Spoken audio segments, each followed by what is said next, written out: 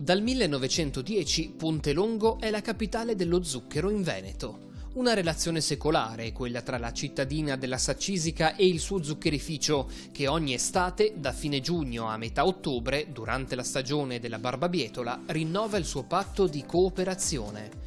Nei 40 ettari del grande impianto lavorano stabilmente 95 persone, di cui 20 pontelongani, che diventano 110 durante la raccolta estiva.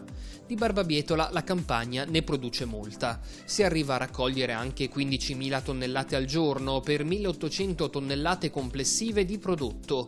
A farla da padrone è ovviamente lo zucchero, ma non è la sola lavorazione. Altri sottoprodotti sono il melasso, il quale viene utilizzato nella produzione di lievito o nelle distillerie, e poi la produzione di polpe pressate che possono essere vendute tal quali per la zootecnia, oppure utilizzate in un nostro impianto a biogas per fare anche energia elettrica. Se la stagione produttiva dura solo l'estate, la manutenzione dei macchinari e il confezionamento continuano tutto l'anno, all'interno dei capannoni.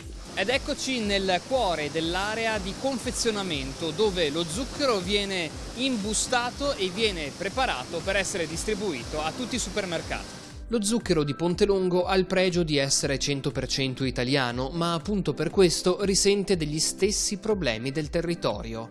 La siccità del 2022 è stata una vera piaga per le campagne piovesi.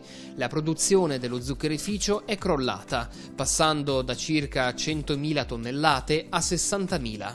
Nonostante alterne fortune, da 113 anni lo zuccherificio continua a lavorare e non smette di pianificare un futuro di sviluppo. La Coprovì, che è la cooperativa che gestisce il nostro zuccherificio, ha nei suoi programmi un investimento di 25 milioni nei 2 stabilimenti che gestisce, quindi una metà di questi 25 milioni, una decina di milioni, saranno investiti nei prossimi anni nello zuccherificio di Pontelongo, con 2 obiettivi: quello di aumentare ovviamente la produttività, la produzione di zucchero italiano, ma dall'altro lato anche per ridurre l'impatto ambientale